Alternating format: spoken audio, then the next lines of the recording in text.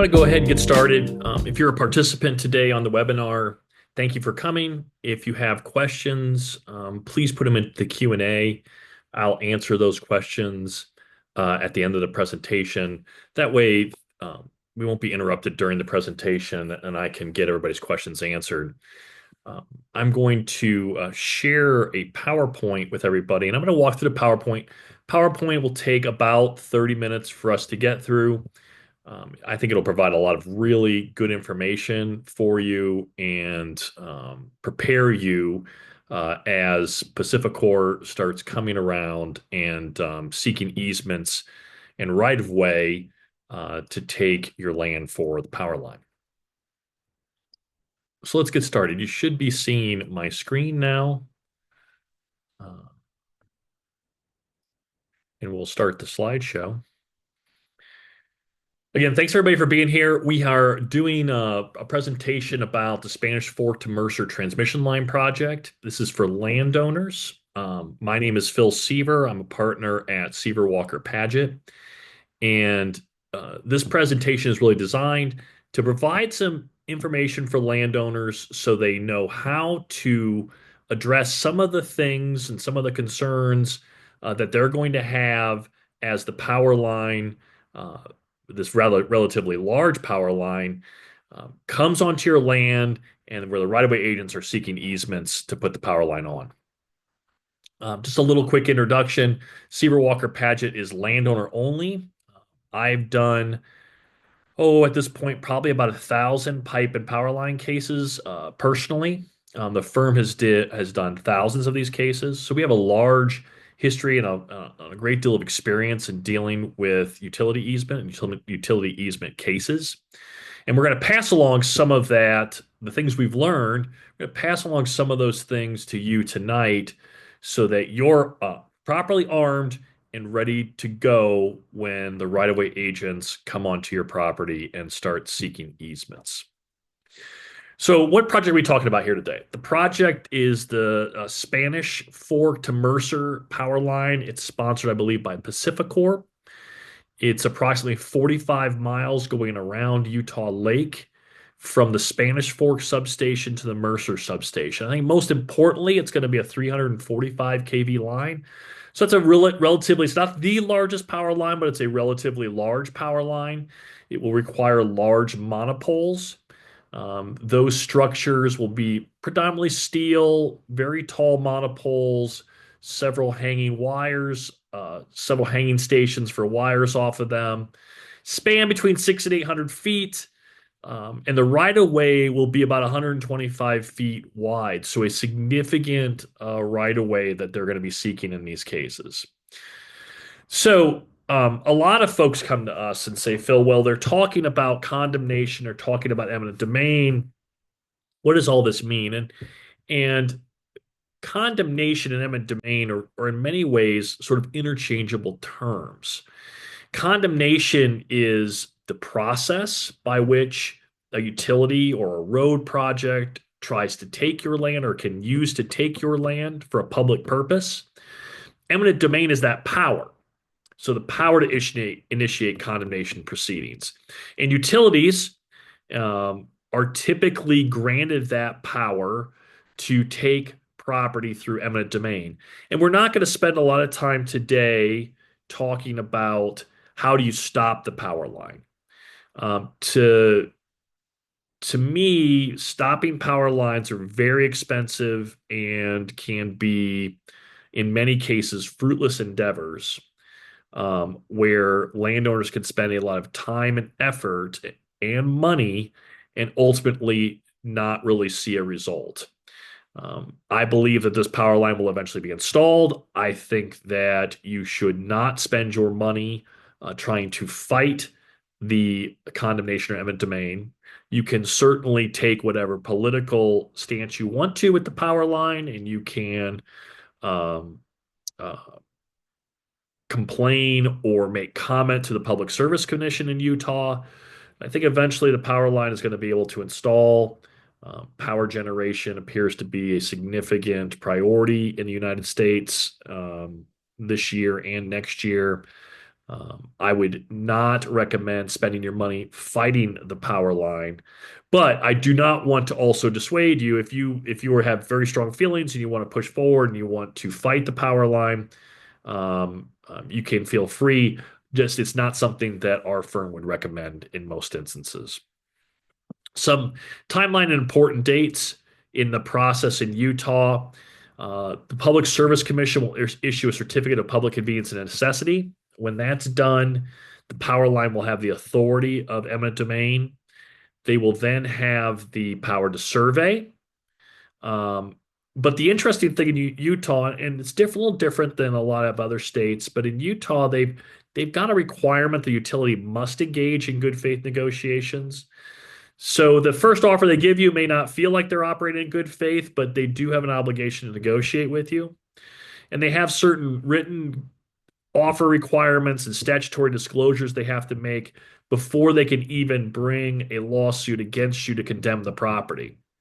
Another nice thing in Utah is that the landowner has the right to ask for the ombudsman to formally mediate a dispute. So let's say you and the power line are going back and forth. You could ask for a mediation with the ombudsman and see if the ombudsman can assist you and the power line to come together and make a deal.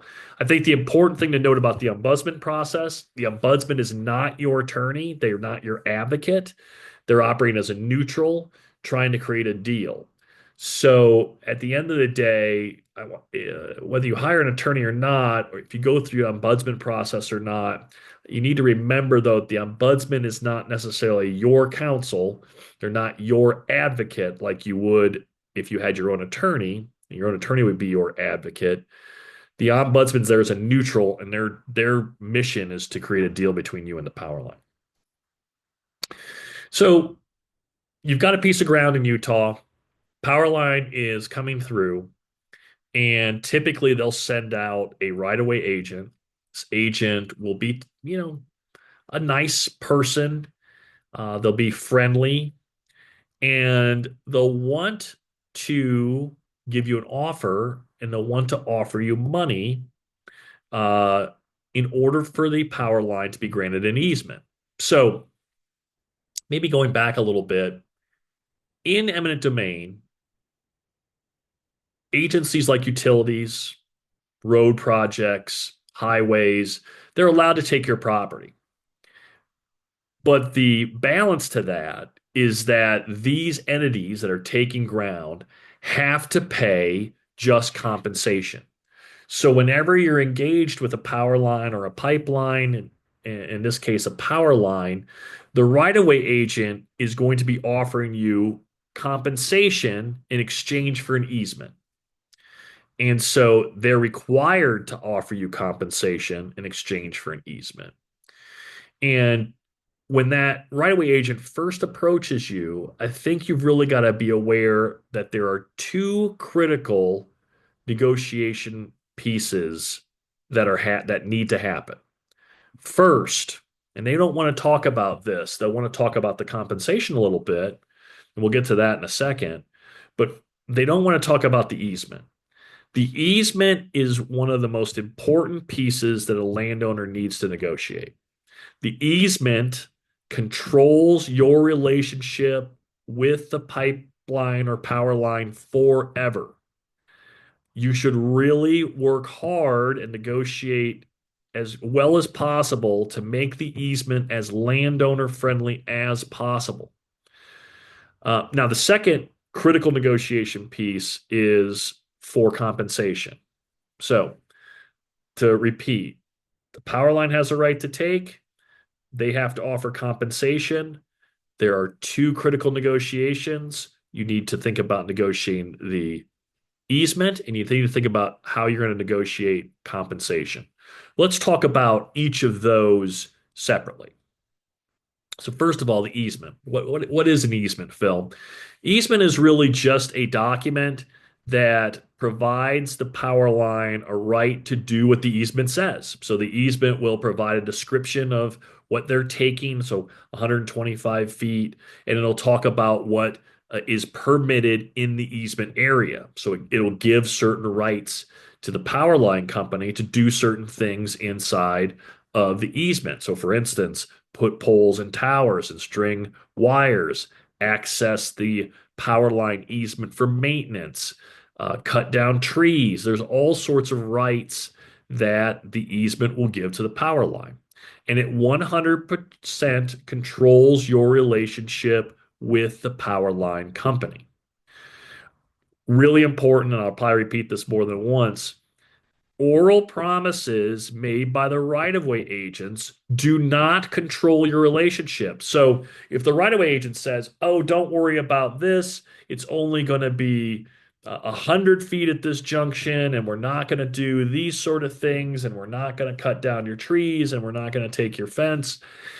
If the power line easement doesn't say these things, then the power line is under no obligation to do the things that your right-of-way agent promised to you orally. The writing is the document that matters, and that's why you really need to understand the easement as well as possible and negotiate the easement as well as possible. Remember, easements are forever. So, Phil, you may be saying, what type of things should I be on the lookout for in the easement? You want to look at unfettered access. How is the power line going to access the easement uh, during construction phase and during the life of the easement? Does the easement allow access to the power line from anywhere across your land? Or is the access more controlled?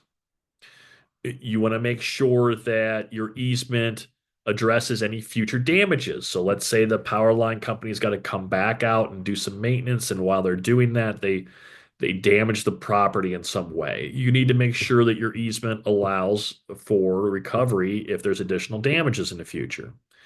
You want to make sure that your easement provides for ground restoration during the construction phase and after the construction phase. You want to make sure your easement does not shift any liability to the landowner for problems with the power line. And most importantly, you want to make sure the easement is limited to the actual power line they're building.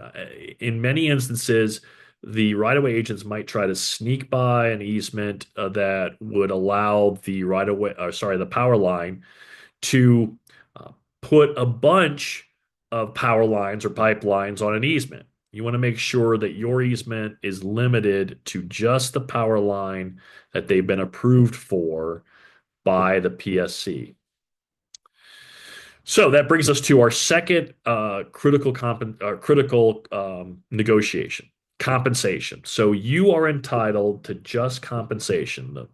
The Constitution of Utah and the Constitution of the United States of America says that if your land is taken, you are entitled to just compensation. But the question of what is just compensation is really open for debate. The power line will think it's one thing, and I guarantee that you, the landowner, will think it's something else. So when you're doing these negotiations on compensation, you want to pay attention to, of course, proper price per acre, proper payment for crop or timber. I mean, really any type of damage, right? Let's say they have to cut a fence line, they've got to disturb access, they've got to segregate a field where you have cattle. In some instances, we've had clients that have had dairy farms and dairy cattle, and they could be affected by stray voltage. Um, Soil, ground damages that need to be remediated. There is a laundry list of items that you want to pay attention that are probably particular to your piece of property that should be compensated. And then you also want to consider, does the power line generally damage the rest of your parcels? So this is one thing the right-of-way agents don't necessarily want to chat about a lot. It's called residual damages or severance damages. But if we introduce a power line across, let's say, a 50-acre parcel, and it never had a power line on it before, and let's say that 50-acre parcel was worth $7,000 or $8,000 an acre, is it still worth $7,000 or $8,000 an acre after you run a power line right to the middle of it? I'd argue that it's not. And so whatever the rest of the ground loses on a per acre basis should be part of your calculation for compensation. So these are some ideas when you're negotiating compensation. So um, certainly things that are critical with any negotiation you're going to have with the power line. So, what would I recommend you do if you receive the offer? If you receive the offer, I would ask the right-of-way agent to communicate versus via email. I get electronic copies of those offer documents, and they will typically include some type of survey showing the route. One thing it may not include early on, let's say they're making offers and they haven't really got 100% of all their authorities yet. That happens sometimes. They may not include locations for polls. Pole locations are really important. They are a pretty significant interference with the property, and so getting a clear picture of where the pole locations are really important. And like I said, good to get this data, this information from them via email, because then you can take that electronic copy and then it's easy then to disseminate to professionals. So if you want to hire an attorney, say you want to hire our firm, it's easy then to send the offer and have it reviewed by a professional, whether it's an appraisal professional, or an attorney professional. And I contact an attorney for review. I think it's at minimum, it's essential that you have an attorney look at the easement language and try to negotiate to get the easement language more in more favorable to the landowner. Um, and I think that attorneys can also be very effective in helping clients with compensation as well. Avoid in-person discussions. In my opinion, you want to be careful about telling if you're considering hiring a professional, you certainly want to be careful about telling the right-of-way agents what you think the property damage is and what it's worth. That may differ from your counsel, and you don't want to shoot yourself in the foot by making the wrong statement to the right-of-way agent if you're thinking about hiring a professional down the road. What not to do? I mean, these are do not engage in negotiations to discuss value before contacting an attorney or a professional of some sort. I'd recommend that's just best practice. You may eventually decide that you want to do this yourself, which is well within your rights to do so. I just think that I think it's been proven that hiring counsel makes a difference. If you're considering hiring counsel, I would not hire an appraiser on your own. Should do that in consultation with your attorney and make sure that you're on the same page. Your attorney will probably have recommendations for you if you need to hire an appraiser. And it may be that you don't need to hire an appraiser until much later in the process if you're unable to resolve the dispute. I don't like face-to-face meetings with a right-of-way agent. Um, I think that they are very good salespeople and can be very convincing. And I think that having a third party in between you and the right-of-way agent makes a lot of sense. Do not take right-of-way agents' promises at face value. We talked about this earlier. Oral promises are not legally binding. It is what's in the document that's legally binding. And so you want to make sure that everything you have is reduced to writing. Of course, do not assume, I wouldn't expect anybody attending one of these webinars, do not assume that the utility has your best interests at heart. They are there to make a business, they're there to put their power line in place, they're there to make a business deal. You may have lived and your family may have worked this land for generations, and the utility doesn't necessarily care about that. They just want to get their project done. Uh, do not make a rush decision.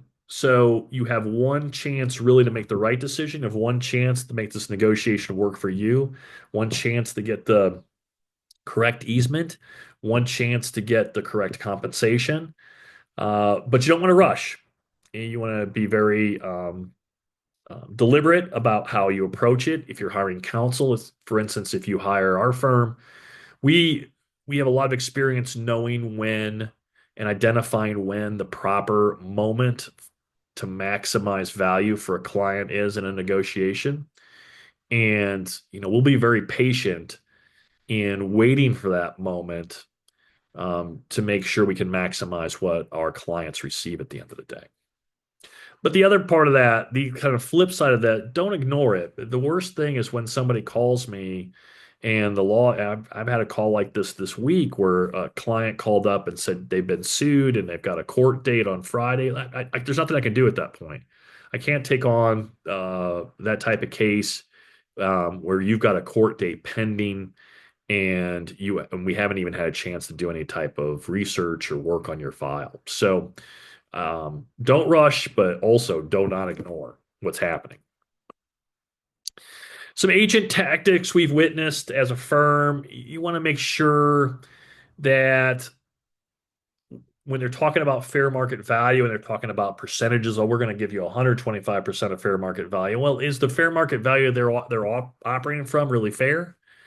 Um, instead of it being $8,000 an acre and no severance damage, and they're giving you 125% of that, maybe it should be $15,000 an acre and $50,000 worth of severance damage, and that should be what we're talking about our 125% from. So those are numbers that are thrown around in a lot of instances just to make you feel like you're getting a deal.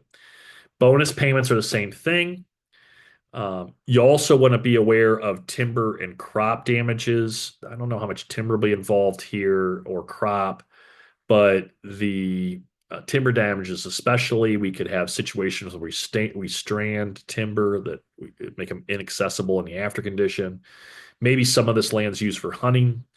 I know we've had hunters in the past that have actually rented their land out for hunting, and we need to be sensitive to what that type of damage looks like. Always a lot of different damage elements that could be found on each individual piece of land. Um, we also talk sometimes about a shell game with the right-of-way agents where they'll talk about per acre value, per acre value, per acre value, but they ignore all the other uh, more significant damages to your property. And so they want you focused on one thing that's easy for them to get you excited that you're getting, that you're winning on, but you're actually losing because you're not paying attention to what else is happening. Leverage really important, and leverage really comes from understanding timing. Leverage can also be created by, so a lot of times we'll do these webinars, we'll gather up a group of clients, and having a group of clients, although each client's case is individual and each client's case has its own elements of compensation, having those group of clients, in many instances we found it creates some leverage when dealing with utility companies and getting better results. Shady verbal offers, again, you just want to be careful of verbal offers. This is the third time I said it, but remember, verbal offers are not binding. Lowering and then raising offers, we'll see a lot of threats. Will they be like, well, Mr. Landowner, we're going to give you X number of dollars, but if you don't take it, we're only going to give you Y. These kind of threatening tactics, or sometimes we'll see those. And if you're not sure, at the end of the day, if your offer is not good enough, you can always send it to our firm, send it to me. I'll do a complete review of your offer, and I'll let you know what we think about the offer and whether we think it can be improved. So a lot of folks say, "Well, Phil, how do we afford an attorney?" Yeah, pretty easy in our situation. A lot of attorneys charge by the hour. We charge a contingency fee, which means that we want to make sure that whatever you've been offered is your money to keep. Let's say you were offered $50,000 and we get a percentage of what we improve your offer by. So the 50,000 you've been offered is always yours to keep. But if we do work and we able to improve your offer, we take your offer from 50 to 100,000, that additional $50,000 we'd be paid 33% of. So we take a 33% fee on the upside from the offer. So this works out really well. It puts the client in a position where there's not a whole lot of attorney fee risk for them. You're able to hire highly qualified professionals and don't need to come out of pocket. And we think this works really well for our type of practice, and it really aligns us with our clients, make sure we're all on the same page. Our focus is on compensation, increasing that compensation number. Now, as to the easement, we also negotiate the easement as part of our fee. So we will, for all of our clients, negotiate the easement to make sure the easement is as strong as possible for the landowner. One thing to note, the law in Utah really wants you to settle these cases. In litigation, let's say you're not able to settle the case, and it goes to trial, and I've tried power line cases. If you go to trial in Utah, there's provisions that shift expenses and fees depending on who wins. And so Utah's laws create this incentive that, boy, if you feel like you could get a bad jury verdict, it could shift the fee provisions substantially and expense provisions substantially. So it puts a lot of extra risk on the table at trial. So it's just something to keep in mind as we take the cases forward. Almost 99% of all these cases resolve. It's very rare that cases end up in trial, and only in the most litigious and most egregious examples end up in trial. So next step, you'll receive a offer. I think one of your thoughts should be, should I look for an experienced eminent domain attorney? If you send the offer to us, I'll review it for free. I'll tell you whether I think there's room to improve your compensation.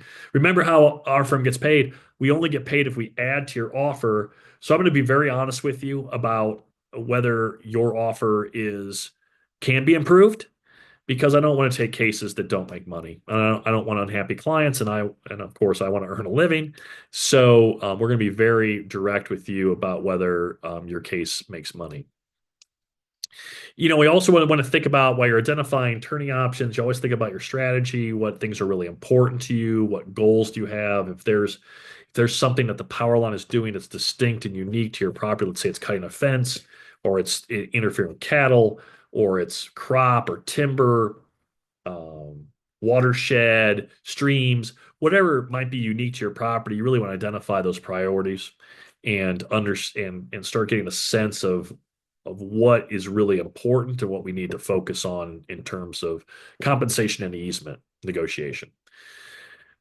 Strength in numbers. A lot of times power of a group is immeasurable. It's not to say that we haven't done cases where we've taken just one or two clients on a power line, but having 10, 15, 20 clients on a particular project, I think does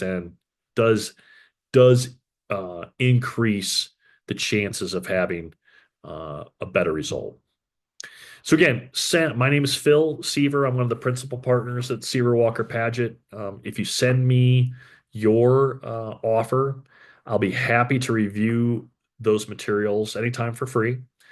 And of course, my door is always open. One of my primary jobs is to talk to landowners. So I spend most of my day talking to landowners about their issues and the things that they're facing. So I really appreciate all of you that showed up tonight. I know it's after hours, and I do appreciate that. I'm now going to stop sharing and go and see if anyone has issued any Q&A. So if you have questions, if you thought during the presentation that you had a question, either pop it into the Q&A or pop it into the chat, and I would answer those questions. And I'll wait a second to see if anybody puts a question in.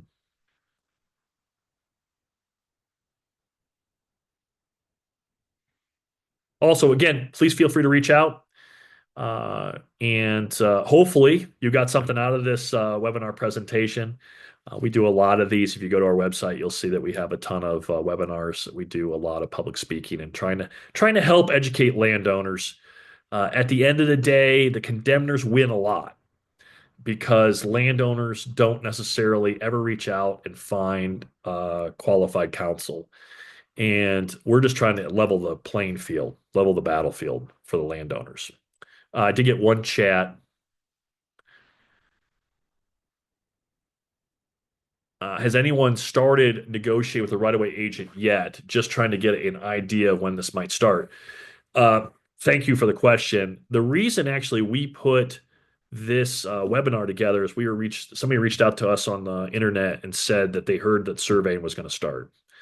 So you may not, nobody may have offers yet. And this might be a little bit early, but like as I always say, better early than late. It's better to get this information in front of people before um, the actual offers start flying. So I don't know if there's any offers on the ground yet, but I do have an understanding that surveying is beginning.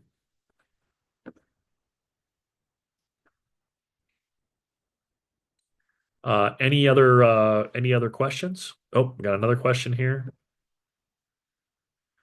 The question was, will I share my presentation? Yeah, the presentation will be up on our website within the next week.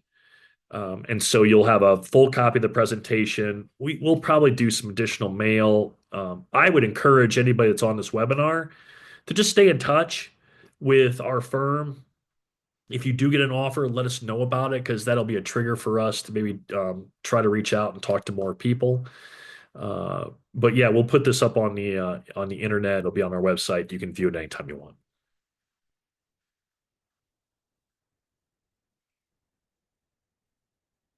Uh, Anybody else? Again, hey, thank you everybody for joining. Like I said, this will be up on the internet. My name is Phil Seaver. It's really been a pleasure speaking to all you guys tonight. Enjoy the evening, and if you get contacted by the power line, please feel free to reach out. All right. My email, phil at swp-legal.com. You can find all of our information on our website at landownerattorneys.com. All right. Thanks and have a great night.